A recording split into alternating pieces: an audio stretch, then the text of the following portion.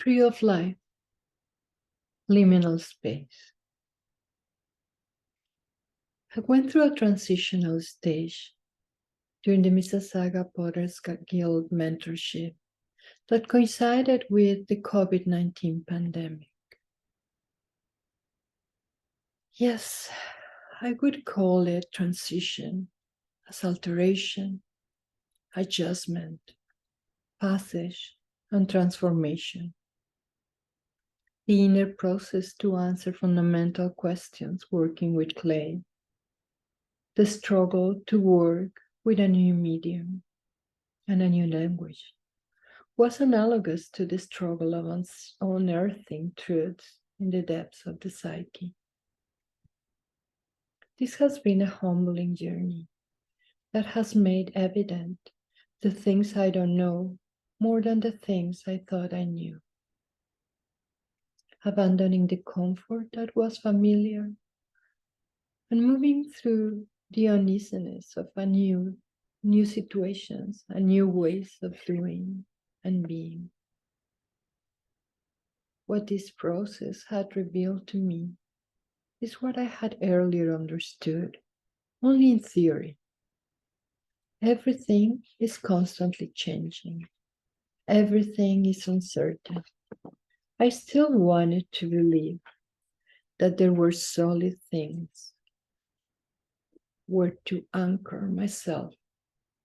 Nonetheless, this journey kept on bringing me back to what is happening here at this very moment without a safety net. All the hours sitting on meditation and the years working with art, while invaluable, didn't bring clarity to what reality was asking from me. In humble ways, I tried new things that I had to accept were not quite right. I try again and again. What was needed from me didn't come easy. As I said, the mentorship coexisted with the imposed restrictions of the pandemic.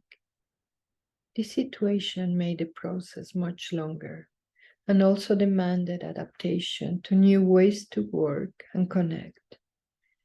This period of time has been very challenging for me in many ways, as it has been for many of us. Not only the solitude and isolation during the pandemic, but also the illness and losing of loved ones. My intuition from the beginning was to move into the depths, touching the air, as I was getting grounded with clay. I trusted my hands, following the direction of my roots. I departed completely blinded through the secret, dark, and humid embrace of the underworld. I looked for, photographed, and literally collected roots both in Mexico and in Canada. I brought my ancestors in different ways. Clay figures that I place on and around those roots. I have been painting and drawing my whole life. This process required moving beyond this plane. A third dimension was necessary. The figures around the roots were not integrated. I needed a bridge between the flat surface and the three-dimensional space. Ghostly female presences came out as a relief from the flat surface of my drawing. They showed me patterns passed from generation to generation. And they also taught me how to release myself from those habits. A clean cut was required.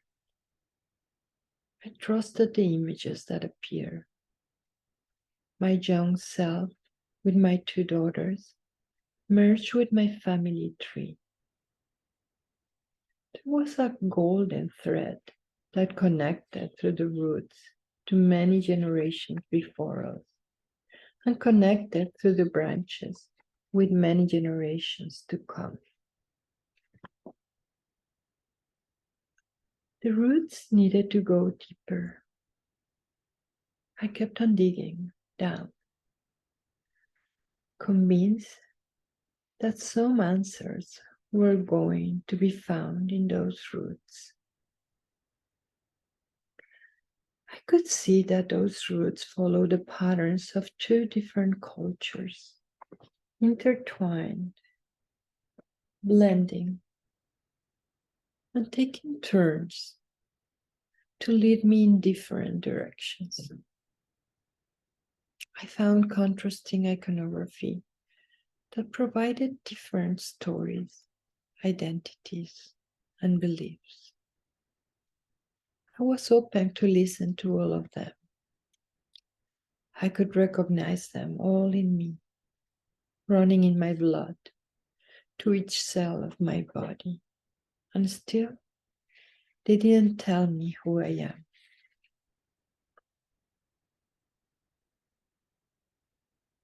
Illness and death were also part of this journey,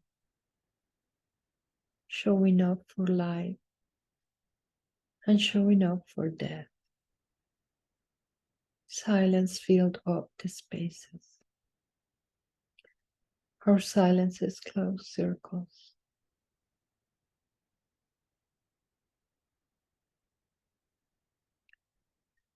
I went back to the trees to heal.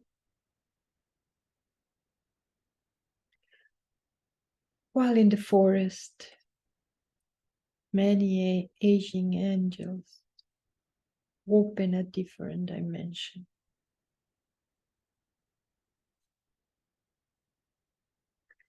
I didn't need to explain their presence. I didn't need to follow a logical path. They came to the surface.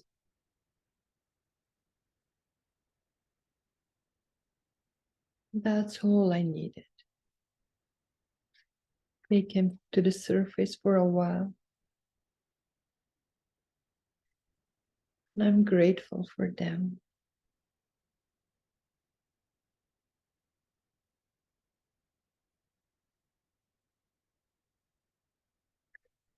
The angels appear in parks, among the people I work with, and also during meditation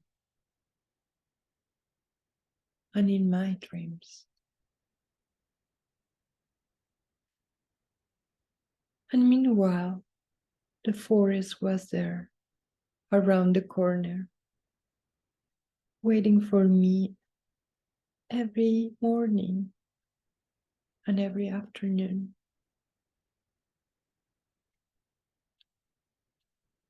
The healing presence of trees accompanied me during this whole journey. 7 generations rose to the surface. New patterns of trauma and ancestral capacities around the core. Many more generations before them connect me with everything that has been alive.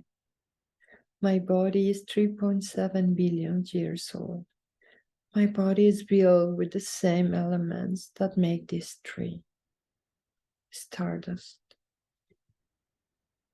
Breathing with me, sharing my breath.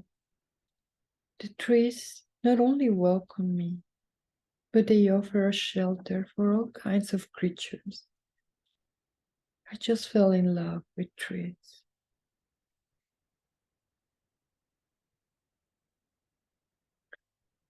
Their full acceptance of changes, standing up until a strong storm pulled them from the roots. Laying down now, merging and nurturing the earth. They didn't need words or acknowledgement. Trees just are. My artwork grew like a puzzle. I just followed the pointers that suggested a vertical dimension. As Michael Mead explains, Teresa's archetypal universal symbol includes the ascent to the heights of the spirit and the descent to the depths of the soul. Within the branches, I found my angels. They were accompanied by mermaids and mythical creatures.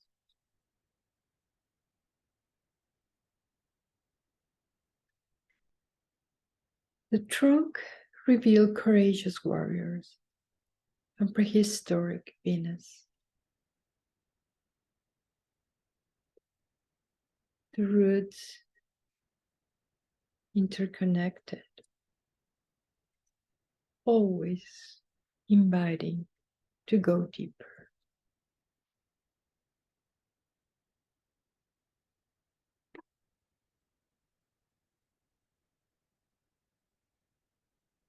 Constant change and renewal. All is well. These three and I nurture each other with each breath. Nothing separates us.